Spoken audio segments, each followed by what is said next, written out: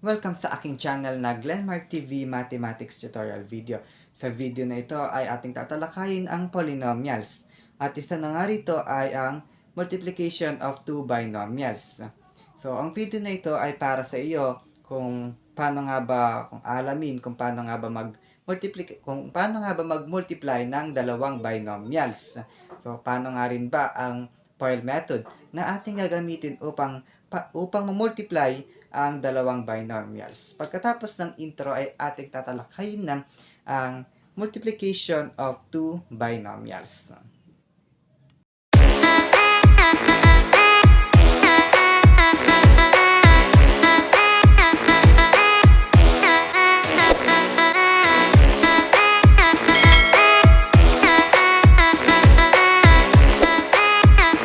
Polynomials, multiplication of two binomials.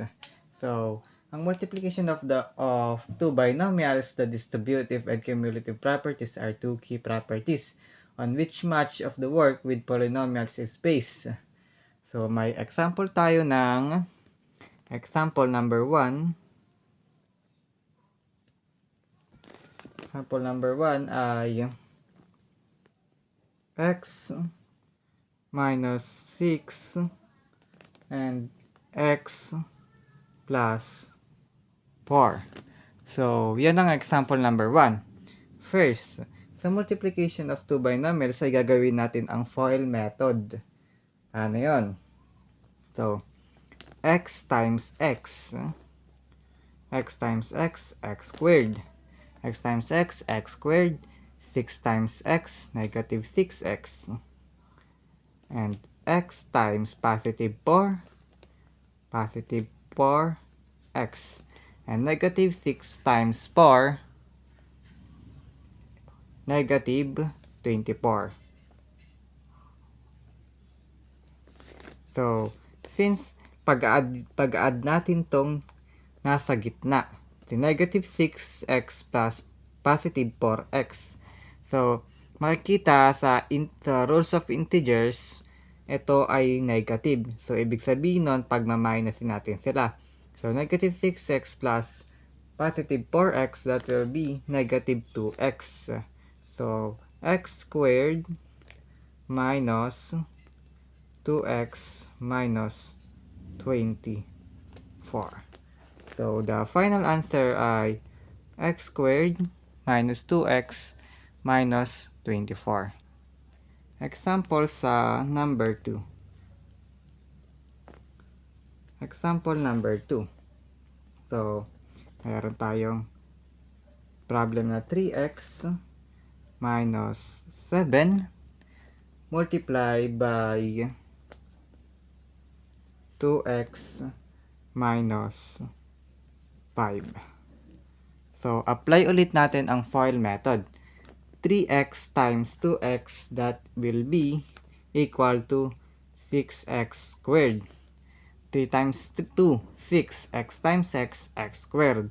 Next, negative 7 times 2x. 7 times 2, 14. And copy the sign ng negative kasi negative times positive, that will be negative. So, 7 times 2, again, 14. Plus x. And 3x times 5 will be negative 15x. Next, and sa negative 7 times negative 5, same sign, negative times negative will be positive. 7 times 5 ay 35. So, pag-addin ulit natin tong 14, negative 14x at negative 15x. So, makikita, parehas sila ng sign. Kaya, add. Ang negative 14x plus negative 15x, that will be equal to negative 29x. So, mangyari, 6x squared minus 29x plus 35. Ay, nagkaiwalay na, pero 6x squared minus 29x plus 35. Example number 3. So, example number 3. 2x plus 3y and multiply by 3x minus 4y. So, again, apply ulit natin ang FOIL method. 2x plus 3y multiply by 3x minus 4y. So, first, 2x times 3x ay 6x squared.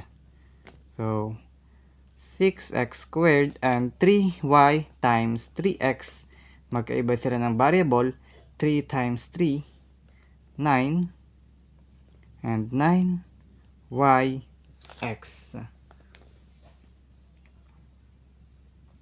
And next, 2 times 4, 2 times negative 4y, that will be 8y x, negative 8y x. And 3 times negative 4, that will be negative 12y squared. So, ganun lang. Next, pag-add naman natin tong 9, yung nasa gitna, 9, since magkaiba sila ng sign, gagamitin natin ang minus. 9 plus, positive 9 plus negative 8 ay 1. So, ang sagot ay 6x squared plus yx minus 12y squared. So, the final answer is 6x squared plus yx minus 12y squared. So, again, ang pattern lang natin sa multiplication of two binomials ay gagamitin natin ang FOIL method. So, again, 3x times 2x, gamitin natin ang example number 2 para mas maintindihan. Ito muna, 3x, pagta-times mo yan, magiging 6x squared. Ang susunod, negative 7 times 2x, negative 14x.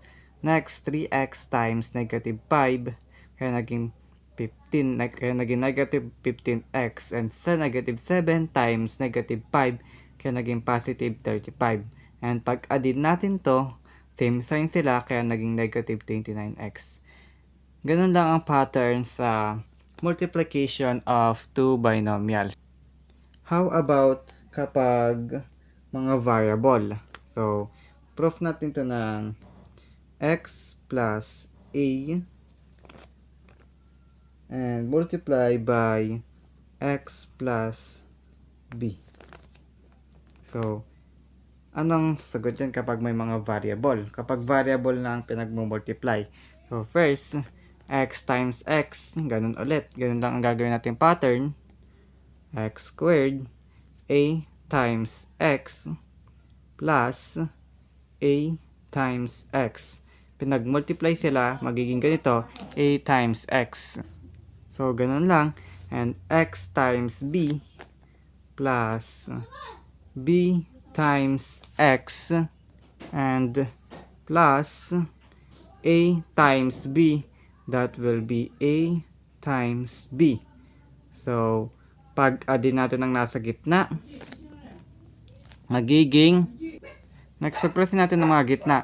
Pag-plusin natin ang mga pwedeng pag-plusin.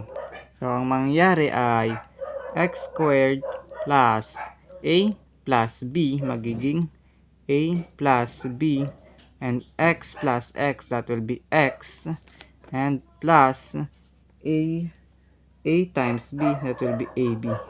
So, the final answer ay x squared plus quantity ab plus x. Next ay special products.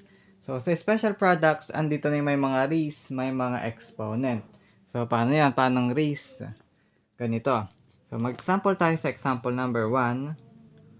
Example number 1 ay x plus 3 raised to 2 squared. So, paano yung ganyan? Pwede natin gawing ganito siya. Ganito ang magiging kalabasan nun sa special products. Dalawang x plus 3 tapos x plus 3. So, tandaan kapag ganito, magiging ganito ang kalabasan niyan. Dalawa siya. Kasi naka-raise siya sa 2. Naka-raise siya sa 2 kaya naging 2. So, x times x, gawin ulit natin ng file method. X times x squared, ganun lang. And 3 times x plus 3x.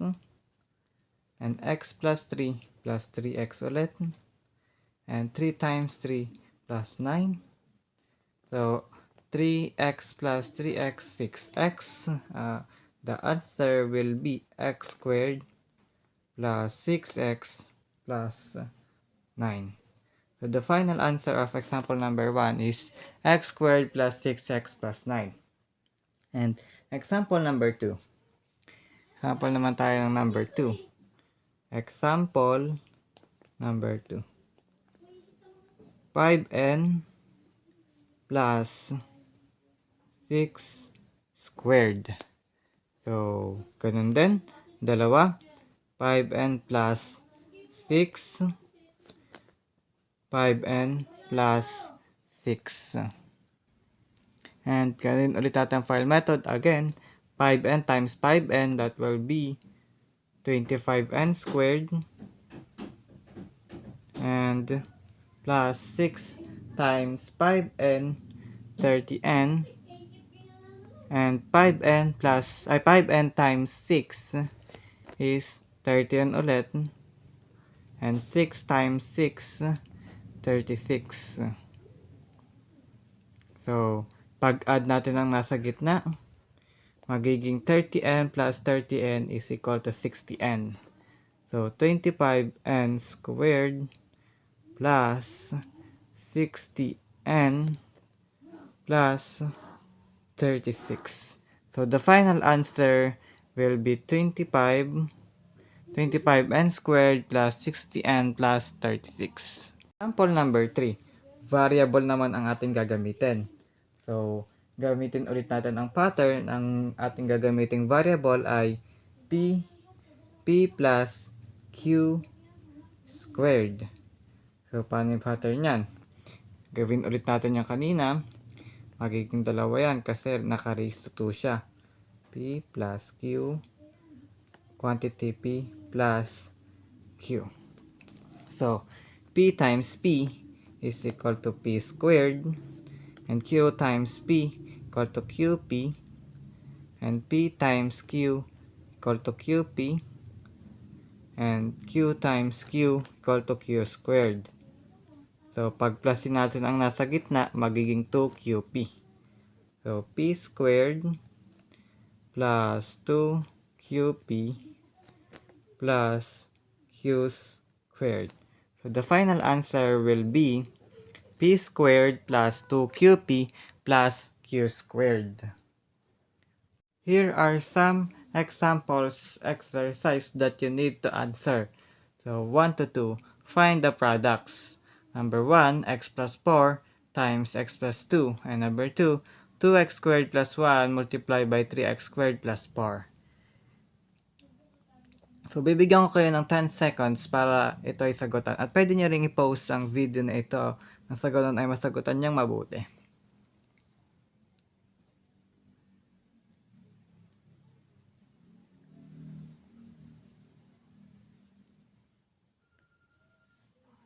Times up. Number 1, x plus 4 times x plus 2. So, pag times natin to ng x, gawin natin ang file method. X times x will be x squared, 4 times x plus 4x, and x times 2 plus 2x, and 4 times 2 plus 8. So, pagplasin natin ang nasa gitna, it will be 6x, x squared plus 6x plus 8. So, the final answer will be x squared plus 6x plus 8. Number 2, 2x squared plus 1 multiplied by 3x squared plus 4. So, 2x squared times 3x squared will be 6x raised to 4.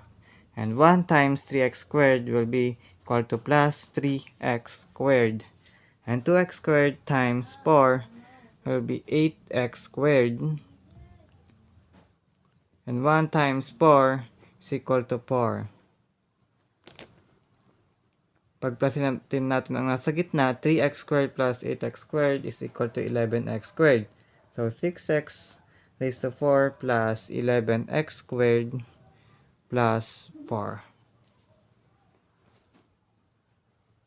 So, kung nagustuhan niyo ang video na ito, ay huwag niyo kakalimutan mag-subscribe at like na rin ang video na ito. Sa ganun ay makagawa pa ako ng mga ganitong klaseng content tungkol sa mga polynomials.